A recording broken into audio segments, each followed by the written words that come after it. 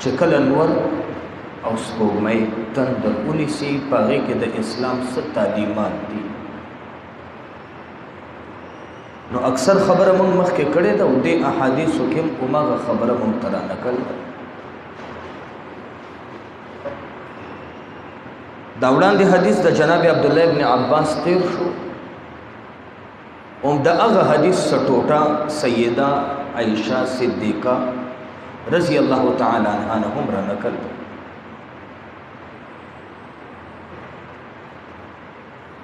سیده فرمایي وی آقا علیه السلام چې کله نور تندر ونیو نو اوږده سجده یې وکړه، رکوع یې اوږده وکړه او تر دې پورې مانځه کې ولاړو چې تر څو پورې نور روښانه شوی نه و. کله چې نور روښانه شو آقا علیه السلام خلکو ته خطاب بیانو د الله حمد او ثنا یې وویل او بېله خبره یې دا وکړه چې د انور او سپوږمۍ د مولا نښې دي موږ ته، او د دې د چا د مرګ او ژوند سره کار نشته دی چې څوک دې مړه شي نو دا دې تندر نیسي او څوک دې ژوندي شي نو دا دې رڼا کېږي. داسې نه ده، دا د الله نښې دي او موږ دپاره په دې کې سبق دی. پکار دی موږ الله ته رجوع کړو. د قیامت بعضې نمونې په دې کې موجود دي چې ورځ د قیامت راشي نو د انور به تور شي، سپوږمۍ به توره شي، ځمکه او اسمان به یو شي. اوس مونږ چې مخکې نه دا حالت وکتو نو په دې کې پکار ده چې الله ته رجوع کو، استغفار توبه وکړو. نو که تاسو داسې حالت وګورئ نو یو څو کارونه کوئ، 4 کارونه یې ښولي دي. کله چې انور سپوږمۍ تندر ونیسي نو 4 کاره کوي.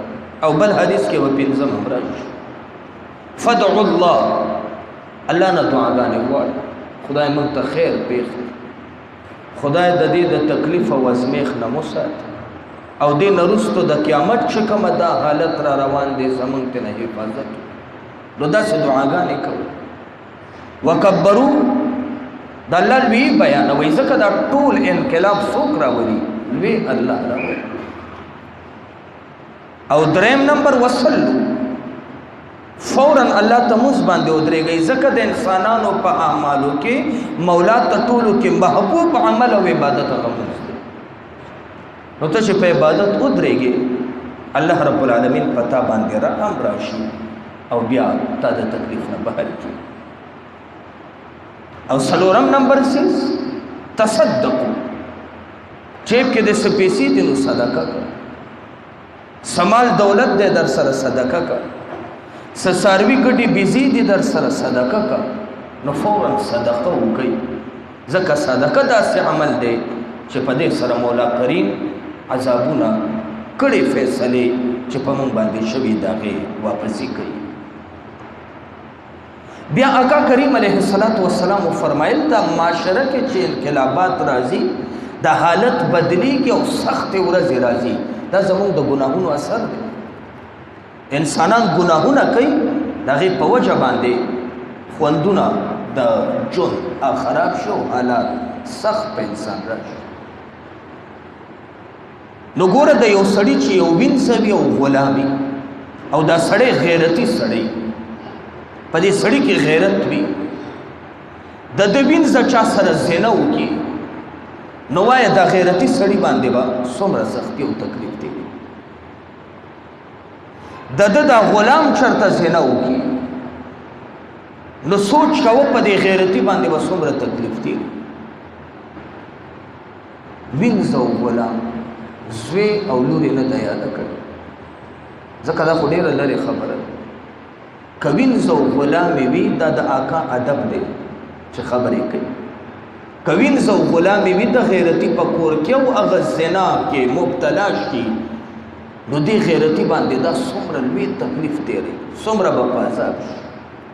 نو آقا کریم علیه السلام فرمایي د دې نه ډېر زیات غیرتي الله دی، ځکه تاسو د هغه مخلوق یې، او تاسو چې کله یو بد کار او زنا کوئ سوچ وکړه دا به څومره بده په الله باندې لګي، ځکه الله خو غیرتي نه اغیار دی، د غیرتیانو خدای الله دی. او چې د غیرتیانو مولا الله دی بسونه غیرت. اوس د دې زنا د خبرې د حدیث سره څه تعلق؟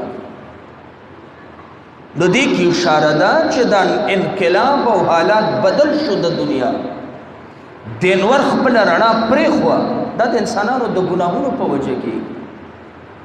دا ولې کېږي؟ نو ته چې ګناه کې د الله حکم ماته او الله ته په دې باندې غصه ورځي، انقلاب په دنیا کې ښکاره شي.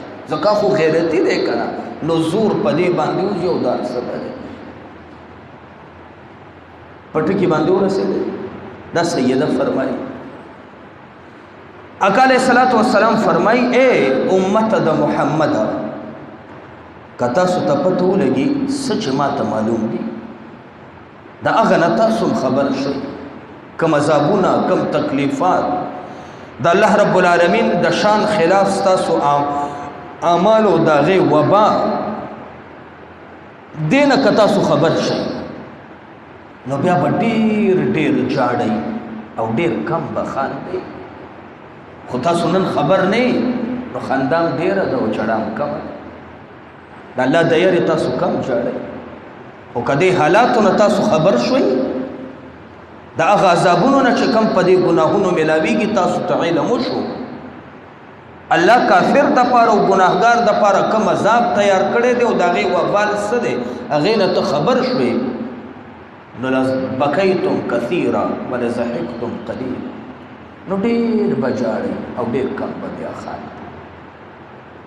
نو دې حدیث کې سیدې موږ او تاسو ته تعلیم د دې خبرې راکړو چې د ځمکې اسمانونو کې چې څه چل کېږي دا د چا د وجې نه دی. نو خپل عقیده ټیک کړه چې دا کارغه دلته په کوټه باندې اوس کاخ کاخ کوي، میلمانه راځي، نو دا د میلمنو د وجې نه دي، دا غلط رواج دا بدعتونه دي، دا نظام د الله دی او الله په دې باندې ښه پوهېږي او دا بچه دی. جناب ابو موسی اشعری رضی الله عنه د آقا علیہ الصلوۃ والسلام حالت ذکر کوي چې کله نور تندرونی وو، و یو ځل نور تندرونی وو، آقا علیہ السلام فوراً پاسېدو او داسې یره وپې لکه چې قیامت برپا شوی، قیامت او یو لویه هنګامه رانشي سړي باندې یری. تیز روتو د جومات په طرف باندې او سخته یره ده پې.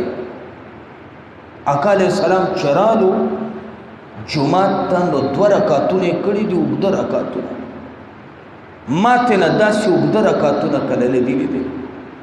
کله چې څه تکلیف راشي څه واقع او آفت راشي مونځ کوه، ځکه چې ته په مونځ ودرېږې او اوږد مونځ کې دې وخت کې د الله په تاره هم راځي. نو آقا طویل مونځ کړی دی او بیا فرمایي چې هغې نه وروسته یې خطبه وکړو، همدا خبرې وکړه چې دا د الله نښې دي او دا د چا په وجه باندې نه بدلیږي را بدلیږي. خو الله خپل بندگانو ته یره ورکوي، خبرداری ورکوي. دا دومره لوی انقلاب